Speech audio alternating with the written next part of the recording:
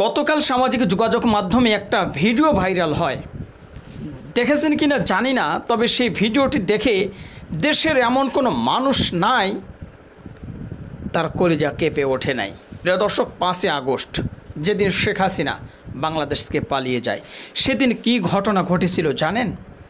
যেটা ভিডিও হয়েছিল কিন্তু প্রচার হয়েছিল না। অবশেষে গতকাল অনেক আইডি থেকে আপনারা দেখবেন, সবাই শুধু বলছিল যে কমেন্ট বক্সে চেক করেন, ভিডিওটা দেখে আসেন, গায়ের লোম দাঁড়িয়ে যাবে। অবশেষে শনাক্ত হয়েছে, আসল ঘটনা বেরিয়ে এসেছে। প্রিয় দর্শক, একের পর এক লাশ ভ্যানের উপরে তোলা হচ্ছে এবং কি সেগুলো ঢেকে দেওয়া হচ্ছে ব্যানার দিয়ে, যেন কেউ দেখতে না পায়। লুকিয়ে লুকিয়ে সেটা ভিডিও করেছে।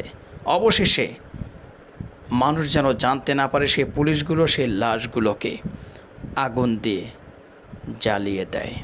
চলুন বিস্তারিত জানাই। সবাইকে বলবো আজকের এই ভিডিওটি অন্তত 5-10 হাজার আপনারা শেয়ার করবেন। এর বিচার আমরা চাই। চলুন আমরা সরাসরি মূল নিউজে চলে যাই। ভ্যানে লাশ তোলার ভাইরাল ভিডিওর পুলিশ কর্মকর্তা আওয়ামী লীগ নেতার ছেলে। দেখেছেন, আওয়ামী লীগ নেতার ছেলে ছিল এই পুলিশ কর্মকর্তা, যেই এই কর্মকাণ্ড ঘটিয়েছে। চলুন একটু বিস্তারিত জানাই, আর অবশ্যই কিন্তু ভিডিওটি শেয়ার করবেন। সম্প্রতি সামাজিক যোগাযোগ মাধ্যমে একটি ভিডিও ভাইরাল হয়েছে। ভিডিওতে দেখা যায় বৈষম্য বিরোধী ছাত্র আন্দোলনের সময় পুলিশের গুলিতে নিহত রাস্তায় পড়ে থাকা লাশ একটি ভ্যান গাড়িতে স্তূপ করছে পুলিশ। স্তূপ বোঝেন, একটার উপরে আর একটা তুলছে। মানে কোরবানির ঈদের পরে গরুর চামড়া যখন মানুষ কেনে, একটার উপরে আর একটা, একটার উপরে আর একটা, এরকম করতে করতে একটা স্তূপ দেয় না, সেরকম স্তূপ দিচ্ছে শিক্ষার্থীদের লাশ দিয়ে। ভিডিওতে লাশের স্তূপ করতে ব্যস্ত এক পুলিশ সদস্যকে দেখা যায়। তিনি হলেন ঢাকা জেলা উত্তর গোয়েন্দা পুলিশের পরিদর্শক তদন্ত আরাফাত হোসেন। তার গ্রামের বাড়ি বরিশালে। প্রায় 2 বছর আগে ঢাকা জেলার গোয়েন্দা বিভাগে যোগ দেন তিনি। জগন্নাথ বিশ্ববিদ্যালয়ের ভূগোল ও পরিবেশ বিভাগে পড়াশোনা করেন। আরাফাতের বাবা মোহাম্মদ আরিফ হোসাইন বদরটুনি মাধ্যমিক বিদ্যালয়ের অবসরপ্রাপ্ত প্রধান শিক্ষক এবং হরিনাথপুর ইউনিয়ন আওয়ামী লীগের সাবেক সভাপতি। ভিডিও ভাইরাল হওয়ার পর থেকে আরাফাতকে আর পাওয়া যাচ্ছে না। আত্মগোপনে চলে গেছেন তিনি। তার মোবাইল নম্বরটিও বন্ধ হয়ে গেছে। এদিকে ভিডিওর চিত্রটি স্থান সম্পর্কে জানা গেছে। খোঁজ নিয়ে জানা যায় ফেসবুকে ছড়িয়ে পড়া এই ভিডিওটি সাভারের আশুলিয়া থানার।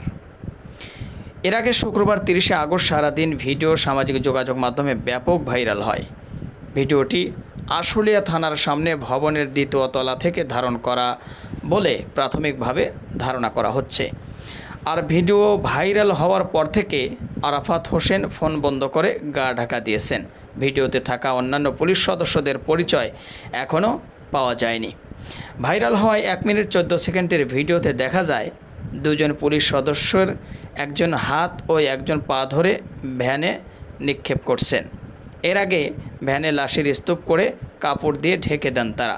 সর্বশেষ লাশটি তুলে একটি ব্যানার দিয়ে ঢেকে দেওয়া হয়। শেষে পুলিশ সদস্যের উপস্থিতি দেখা মেলে। ভিডিওর 1 মিনিট 6 সেকেন্ডের একটি পোস্টার দেখা যায়, যা স্থানীয় দামসোনা ইউনিয়ন সভাপতি প্রার্থী ও 7 নং ওয়ার্ডের মেম্বার প্রার্থী আবুল হোসেনের। সেই পোস্টারটি দেখে নিশ্চিত হওয়া গেছে সেই ভিডিওটির ঘটনাস্থল আশুলিয়া থানার পাশেই। অর্থাৎ একটা পোস্টার দেখা গিয়েছিল, সেই পোস্টার থেকেই জানা গেছে যেটা আসলে কোন জায়গায় ঘটনাটা ঘটেছে। প্রত্যক্ষদর্শীরা জানান একটি ড্রোন উড়িয়ে অনবরত ছাত্র জনতার অবস্থান শনাক্ত করা হয়, তবে সেটি পুলিশের ড্রোন কিনা তা জানি না। থানার বিভিন্ন গলিতে ছাত্র জনতা প্রবেশ করলে তাদের লক্ষ্য করে গুলি ছোড়ে পুলিশ। এ সময় বেশ কয়েকজন গুলিবিদ্ধ হয়ে মারা যান। পুলিশ লাশগুলো তাদের থানার সামনে নিয়ে যায়। সেখানে একটি পুলিশ ভ্যানে লাশগুলো রেখে আগুন দিয়ে জ্বালিয়ে দেওয়া হয়।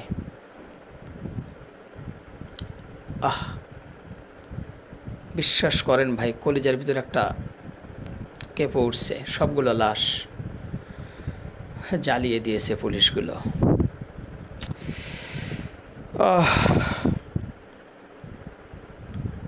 আমার বলার ভাষা নেই ভাই।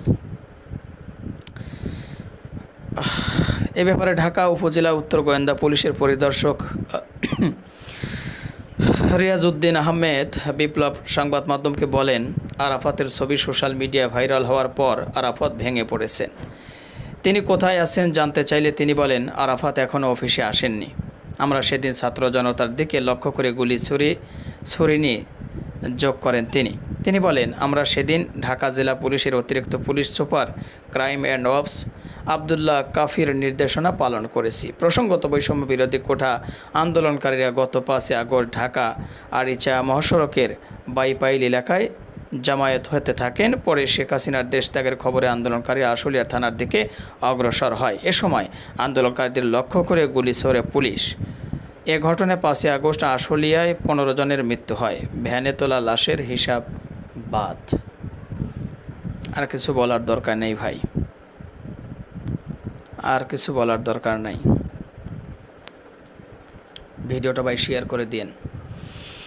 আর বিচার তো অবশ্যই চান, আপনারা চান না? আমি চাই ভাই। আমি আসলে স্তব্ধ হয়ে গেছি নিউজটা পড়তে গিয়ে।